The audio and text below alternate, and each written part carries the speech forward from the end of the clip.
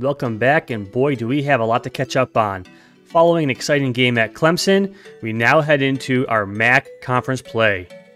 We get started against the Ohio Bobcats, where we dominated them 110-59, putting up 60 points in the second half. All our starters ended up with double-digit points in this game. Great start to conference play. We move forward a bit in the schedule, and as you can see, there are W's scattered everywhere, taking down every opponent pretty much handedly. In fact, we'd issuing out spankings across the MAC. Now let's take a look at this Eastern Michigan game. Closest game we have seen so far, where we were down 6 points after the first half. We came back strong, putting up 46 to win by 6, 79-73. George Gardner led the way with 22 points. Axel, Kurt, Andy, all in double digits after that. Definitely our first white knuckler within conference play, but we come out victorious. Moving forward, we take down Miami of Ohio handedly, and then we move on to Buffalo. Look at that score, 100-32. Let's take a look.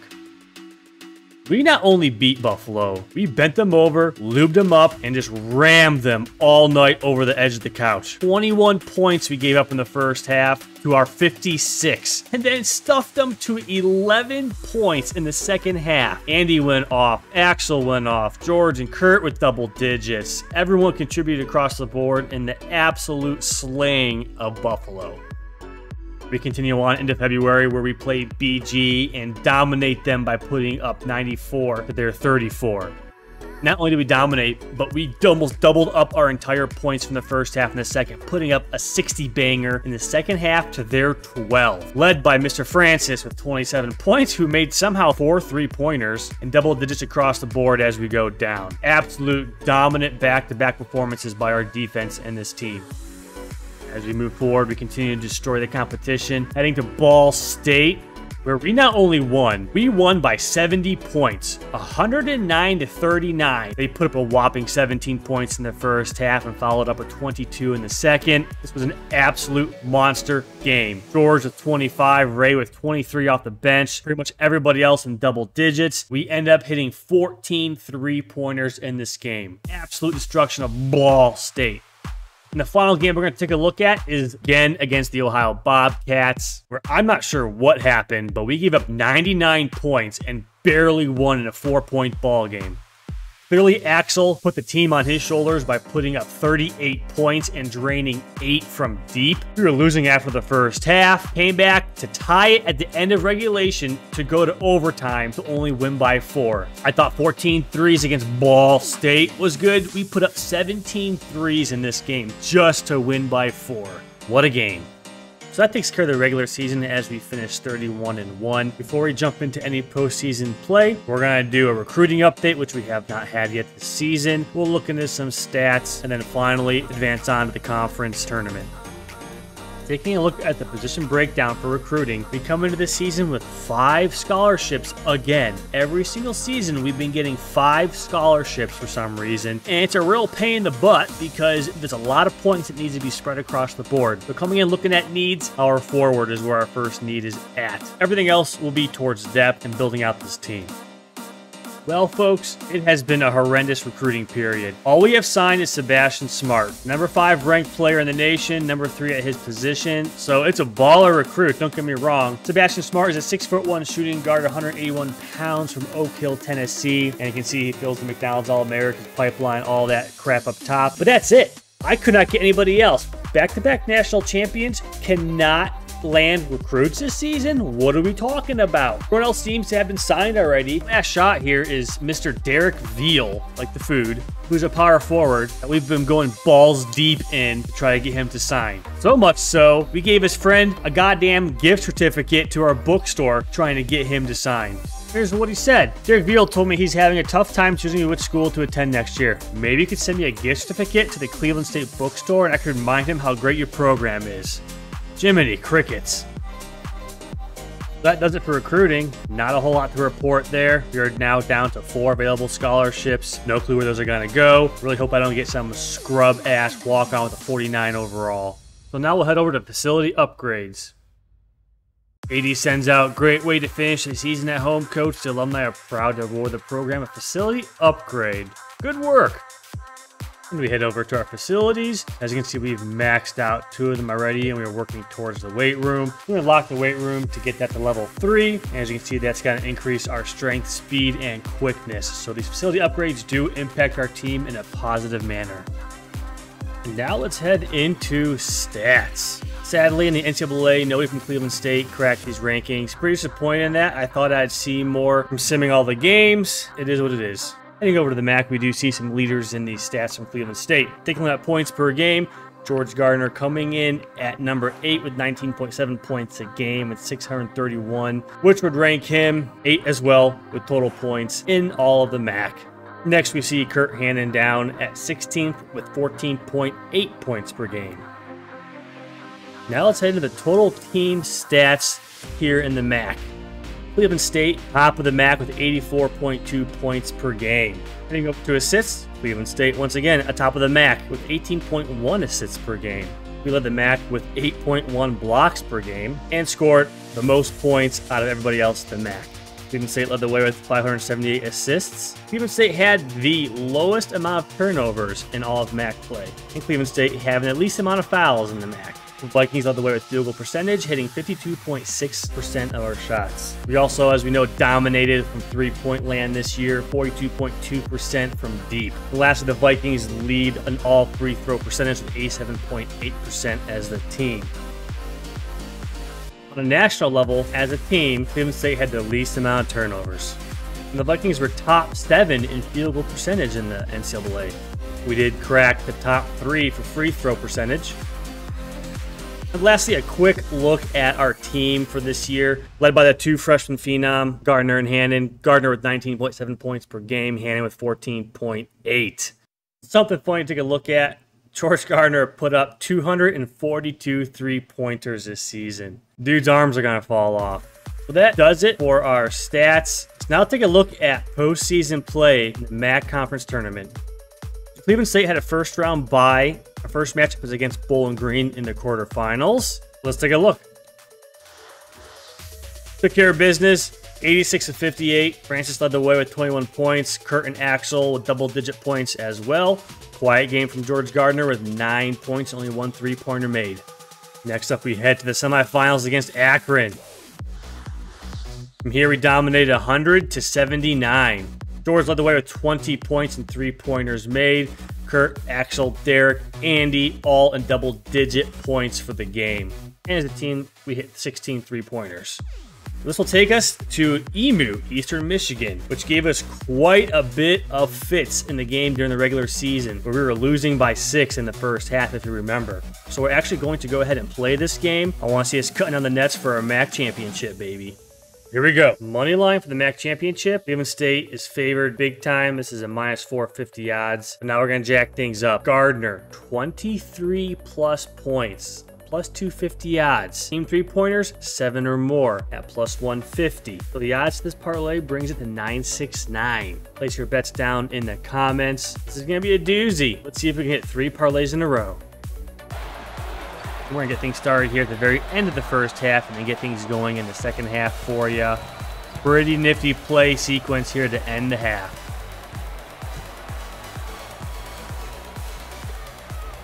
Ah!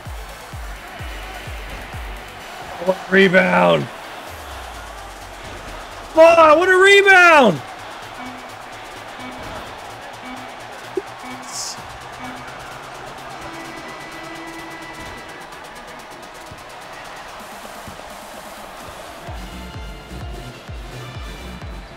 And as we get things started here in the second half, a huge development I just realized. Number 44 with the ball.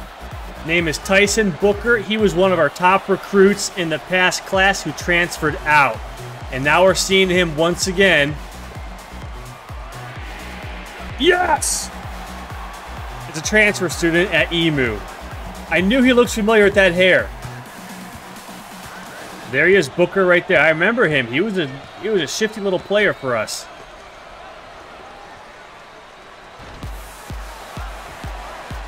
And as we get things started here in the second half, Gardner is at 19 points. Oh, 1 of 22. He's at 19 points, And the team has 6 3-pointers. I believe we need 1 more for the parlay.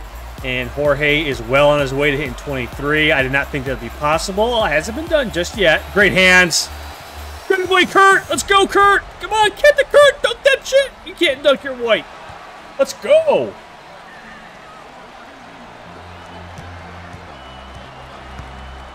The Vikings are having a field day here today against Emu. It was a tough start, though. They had a 2-3 zone going that was kind of caused us fits. But you know how this game... There's Booker, man. Booker is a player. That's why Kraft recruited him. Booker could play.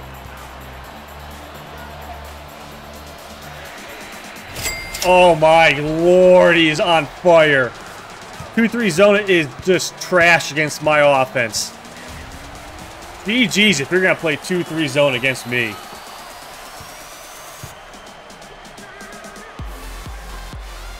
Oh, look.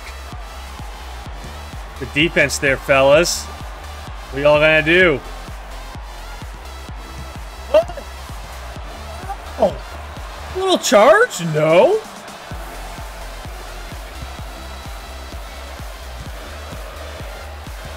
B2 zone. Andrew. Can't jump. Man, they are just coming inside me at will.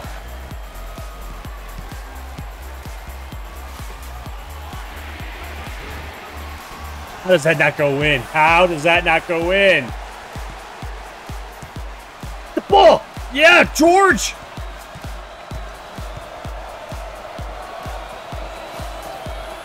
Oh, this guy was there. Doesn't matter. Does not matter. Oh my God, they just come inside me so much.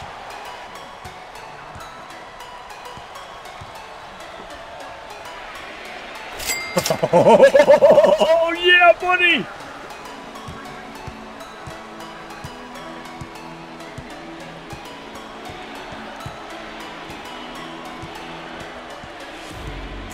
We just switched to a 2-3 zone. That didn't really help. Booker's a baller, man.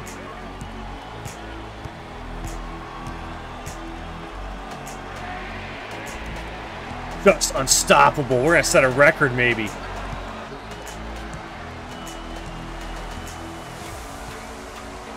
Great defense.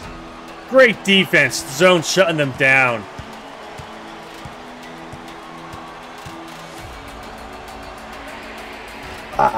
That's all we're doing the rest of the game. I've never hit 50 points before, and it's 5 minutes left in the half. Booker, scared to go inside, huh? Maybe that's why you transferred. Oh, can't do nothing against him. Oh, what a spoof! What a move! Ah, they came in on me.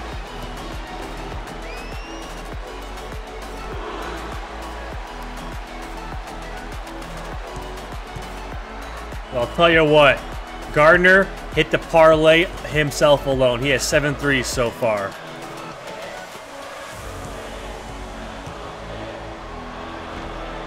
Oh, Demps with the cleanup. Yes.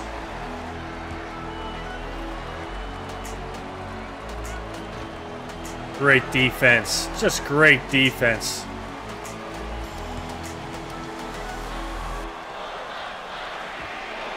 Oh, Kinsey. Nothing like this momentum going to Selection Sunday. That's nothing. Oh my God, I thought that was blocked. Yeah, you need a timeout.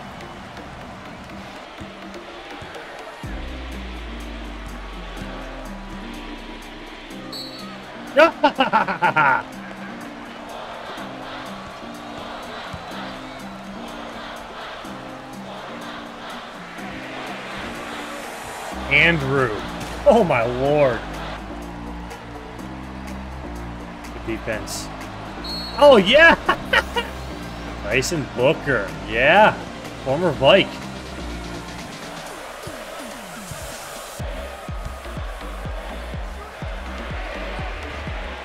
Come on.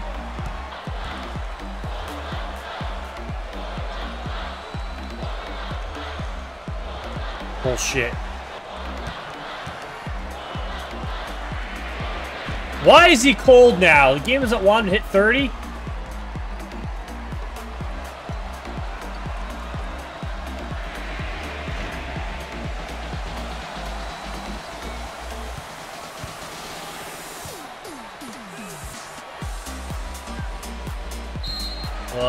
Bullshit.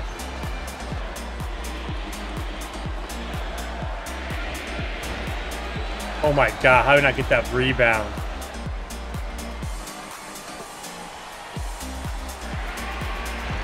Hey, we broke 60.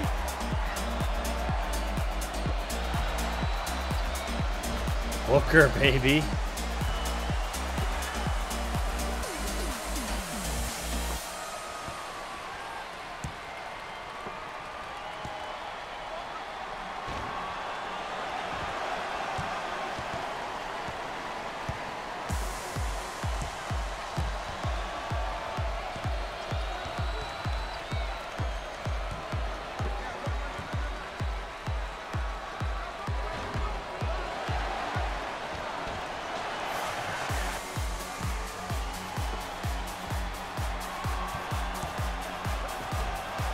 Let's play, Andy.